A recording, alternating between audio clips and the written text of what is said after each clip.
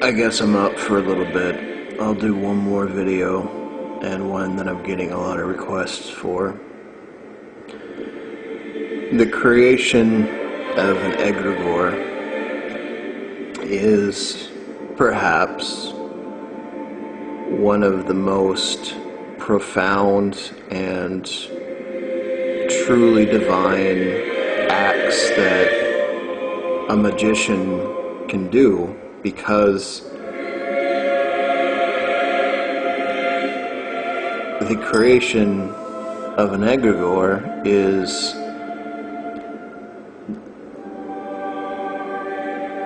the reflection of the creation of life, and you in that moment in time become a god in a way, and you give purpose, a time, a drive,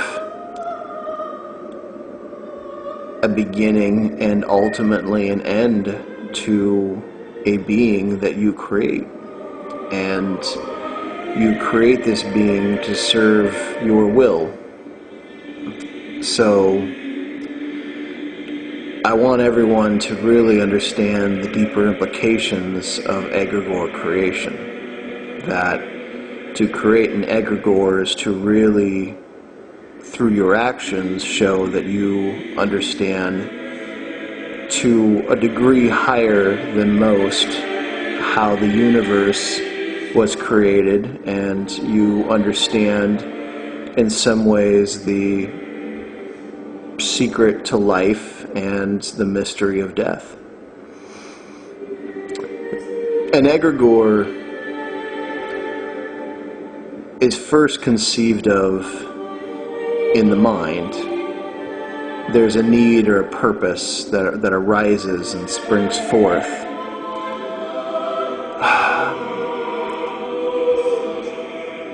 That being said, let me start actually with the most basic of what you would need for an egregore.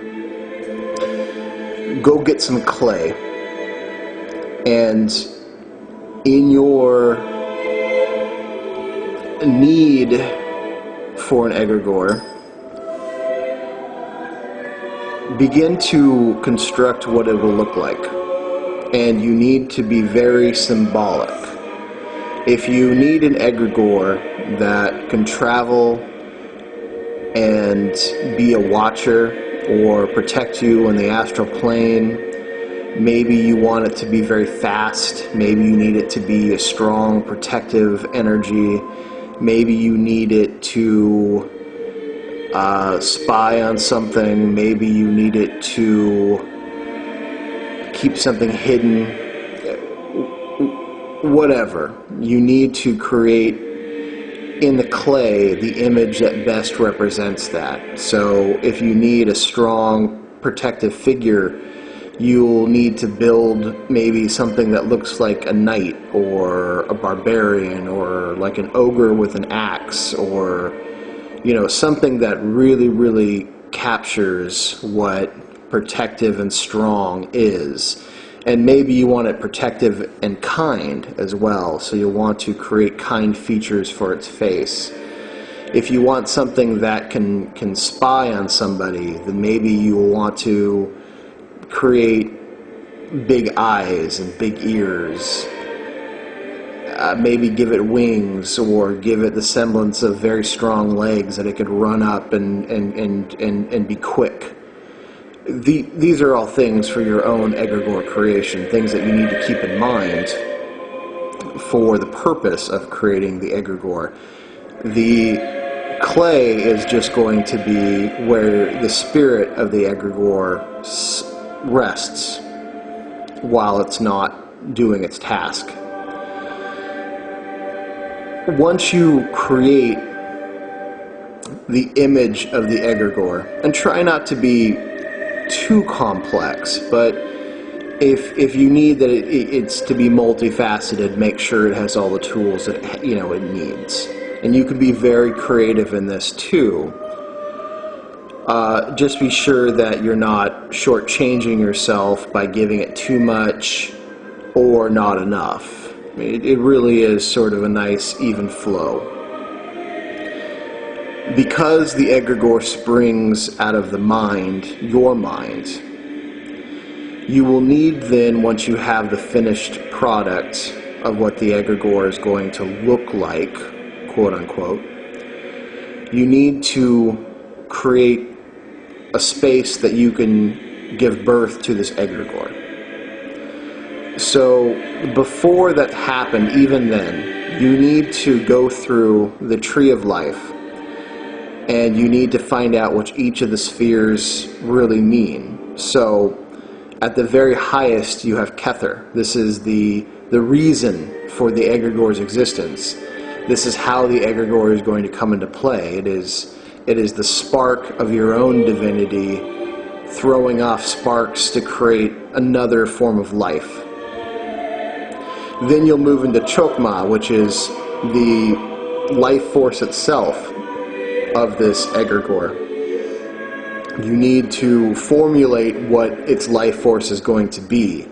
Is it going to be a strong and wild character? Is it going to be more subtle and soft? And how is its life force going to interplay with those around it? What kind of life do you want this thing to have? You want it to be virile and I don't know, or more wispy. These are things that begin to make sense. Then you need to go into Binah, and you need to give it a life expectancy. You need to give it a focus, because now it has all this life.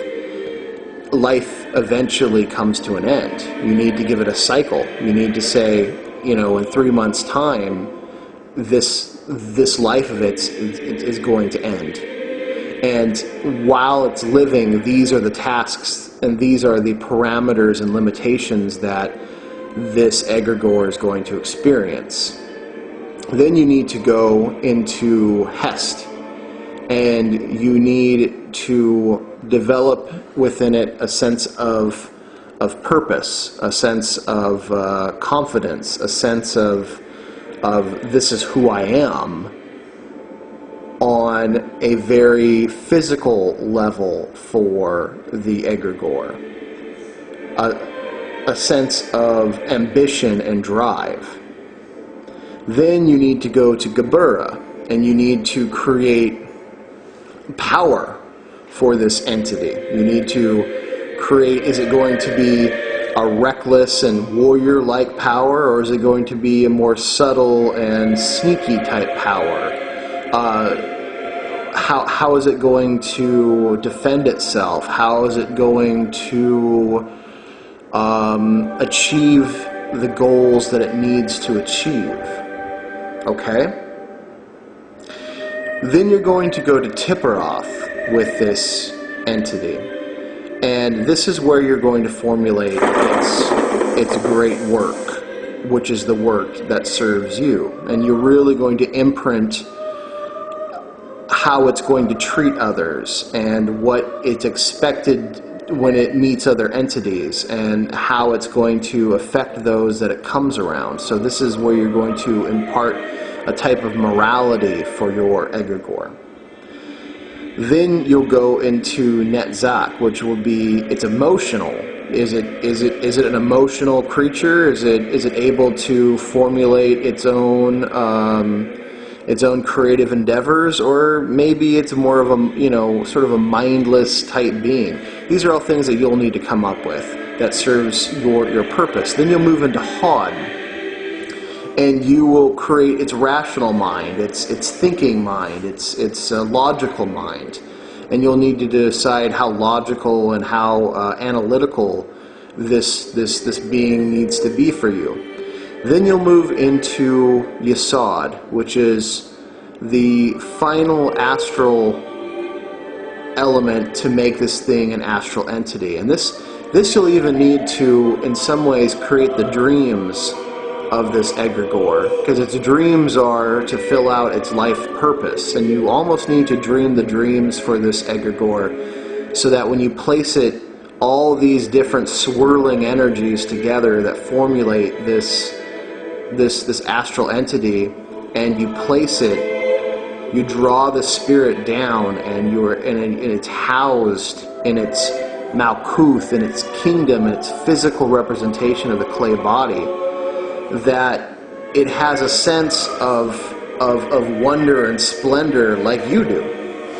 You are basically creating a miniature life form. You are, in essence, in the act of creation as God or the prime creator did. It's really a profound thing to do. And when you begin to think about and list these qualities and formulate these qualities, you will be amazed really how oftentimes attached you become to these egregores. So once you have all this figured out, you'll need to create a space that has all the colors of the tree of life and each of the correct color correspondences, usually done with silk rags or pictures or symbols of these different spheres or the planetary correlations.